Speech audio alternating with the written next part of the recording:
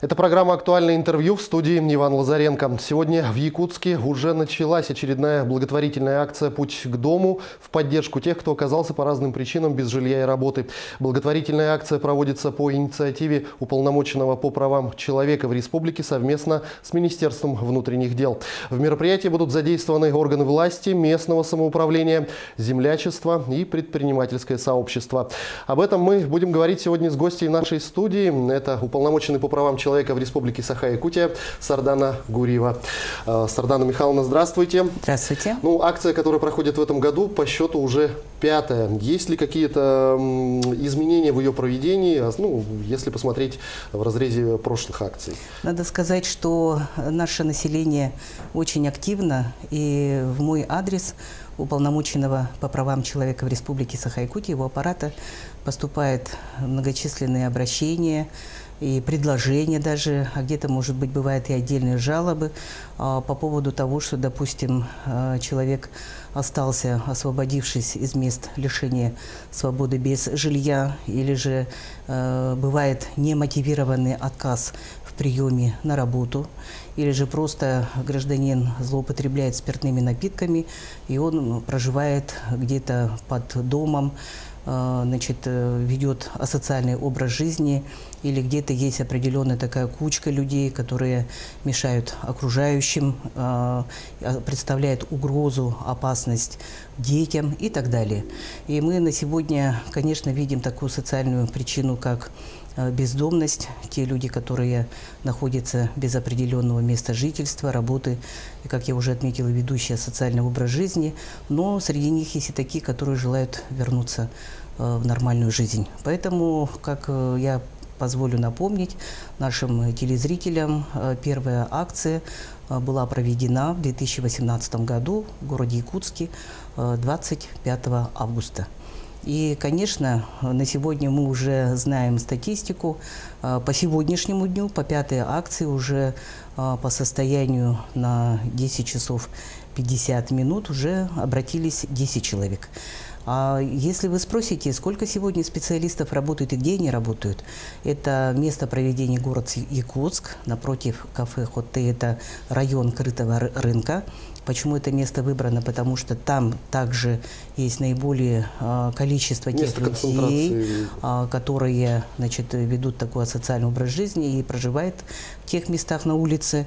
И в этой связи, конечно, мы уже традиционно, это место уже является таким достаточно знакомым. И принимает участие более 50 специалистов, и среди них я бы хотела отметить, что врачей более 10. Поэтому, конечно, на сегодня мы видим серьезные проблемы у таких бездомных граждан в сфере здоровья. Поэтому предоставляется возможность пройти флюорографию, сдать анализы на ВИЧ, на гепатит, общий анализ крови. Почему эта еще возможность предоставляется? Потому что мы на сегодня по фактам видим, что граждане, к сожалению, или сами утрачивают документы, или же становятся сами же объектами преступлений. Если опираться на опыт проведения прошлых акций, то каких значимых результатов удалось достичь? К нам обратились более 200 граждан, и за эти 5 акций всего пожелали социализироваться более 80. Мы считаем, что это хороший показатель. У нас есть уже несколько фактов, когда вернулись в родные дома. Это в Верхоянском районе, в Верхневилюйском районе, в Чурапчинском районе. Есть такие, которые уже работают и устойчиво, в общем-то, ведут нормальный образ жизни, и мы с ними находимся на связи. Это все достигается через работу социально ориентированных некоммерческих организаций. Поэтому, возвращаясь к теме того, что нового в этой акции, хотелось бы подчеркнуть сегодня активную роль землячеств, улусов нашей республики. Это предложение Министерства внутренних дел по Республике Саха-Якутия, которое мы реализуем совместными усилиями. И на сегодня как раз на территории крытого рынка работают представители сегодня землячеств Эвена-Бутантайского улуса, Аймиконского улуса, Горного улуса. Есть у нас активная позиция землячества Мегино-Кангаласского улуса.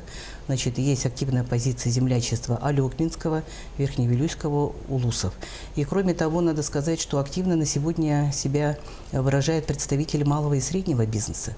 И ведь участие в таких вот решениях социальных проблем представителей предпринимательства мы считаем тоже очень важным. Поэтому это ресторанный холдинг Скрипина, которые традиционно принимали участие. На сегодня их сменили, значит, братья Сагаманян. То есть мы на сегодня также работаем, привлекаем национально-культурное объединение. Это идет по линии Дома дружбы народов имени Алексея Алексеевича Кулаковского. Поэтому получается такое межведомственно хорошее взаимодействие, проект, который действительно направлен на консолидацию усилий всех органов власти и институтов гражданского общества. При этом активно участвуют и представители федеральных территориальных структур. Как я уже отметила, инициатива это совместно с Министерством внутренних дел по республике Саха-Якутия, это Управление Федеральной службы исполнения наказаний, это Главное управление Министерства чрезвычайных ситуаций Российской Федерации по республике Саха-Якутия, ну и, конечно, наши республиканские министерства, которые уже традиционно стали нашими добрыми социальными партнерами, Министерство здравоохранения, Министерство труда и социального развития, Государственный комитет занятости населения и их подведомственные учреждения. Ну, проблема людей, живущих по разным причинам на улице, бездомных людей, она не нова. Из года в год ведутся какие-то разовые, может быть, точечные мероприятия. Но, на ваш взгляд, какие комплексные, может быть, действия нужно сделать, чтобы все-таки эту проблему решить и людей, живущих на улице, стало меньше? Надо сказать, что вот наша акция «Путь к дому», которая инициирована совместно вот с нашими, значит, коллегами, совместно с Министерством внутренних дел по республике Саха-Якутия. Она также получила поддержку на федеральном уровне. И в марте текущего года данный вопрос был рассмотрен на Совете по правам человека и гражданскому обществу при президенте Российской Федерации. Один из ключевых моментов на сегодня мы видим деятельность и поддержку деятельности социально ориентированных некоммерческих организаций, когда активные граждане, члены общественных организаций помогают таким же людям, которые оказались в очень тяжелой, трудной жизненной ситуации. На сегодня мы видим проблему того, что граждане, которые отбывают наказание в местах лишения свободы, а из всех категорий обратившихся, их более 60%, которые имели ранее судимость и отбывали наказание в местах лишения свободы, значит, и есть проблема по их трудоустройству, то есть их проблемы по их ресоциализации. Поэтому это тоже одна сегодня из серьезных причин, и я уже через средства массовой информации неоднократно доводила, но хотелось бы сегодня еще раз повторить, что в связи с изменениями в уголовном законодательстве у нас уже более 400 граждан, это по данным Управления Федеральной службы исполнения наказаний, должны отбыть наказание в местах лишения свободы ранее того срока, который был им назначен. То есть идет определенное смягчение по приговорам небольшой и средней тяжести, ну, такие вот изменения в строгом соответствии с уголовным законодательством. Поэтому тоже на сегодня мы видим, что органы местного самоуправления должны быть готовы к этой проблеме. Значит, разбираться каждый раз в индивидуальном порядке. Если нет жилья, то на каком основании, по какой причине, в связи с чем это произошло, принять меры по восстановлению нарушенных прав. Если идет немотивированный отказ в приеме на работу, я имею в виду в целом категории граждан, которые нуждаются в такой помощи, тоже нужен индивидуальный подход. Поэтому мы сегодня, конечно, хотели бы видеть тоже активную позицию органов местного самоуправления, для того, чтобы именно системно подходить к решению этих вопросов. Ну и, конечно, многие разные причины есть, в том числе, я думаю, что есть причина одна из, когда идет злоупотребление спиртными напитками, поэтому то, что у нас в республике реализуется политика здорового образа жизни, значит, создаются трезвые села и так далее, это есть механизмы тоже здорового образа жизни. И к этому, конечно, то, что и подтягивается сегодня молодежь, я думаю, определенно тоже есть положительные результаты. Ну и в целом надо говорить о профилактике правонарушений. У нас традиционно республика входит в число тех лидеров, где снижается преступность. Но вместе с тем, допустим, по данным Министерства внутренних дел по этому году, мы видим небольшие, но увеличение по числу преступлений тех граждан, которые не имеют постоянного дохода, то есть места работы, но, к сожалению, они вот совершают повторные преступления. То есть немного тоже идет рост рецидивной преступности. Поэтому вот такие локальные проблемы, конечно, нам необходимо на данном этапе решать системно.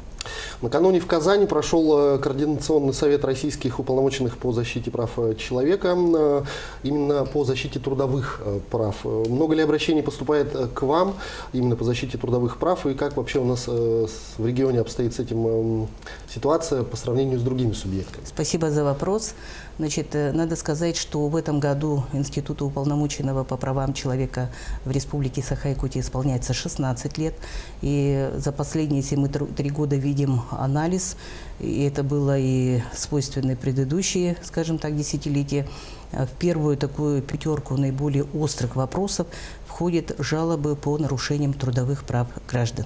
Поэтому этот вопрос тоже остается на контроле уполномоченного по правам человека, его аппарата, как одна из таких приоритетных, то есть приоритетных направлений деятельности.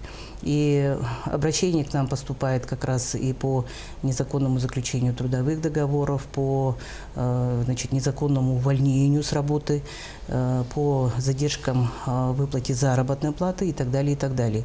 Поэтому на сегодня есть наше обращение в адрес Федерации профсоюзов для того, чтобы мы могли проводить и проводим процедуру медиации по тем трудовым спорам, которые возникают между работодателем и работниками. В чем заключается суть?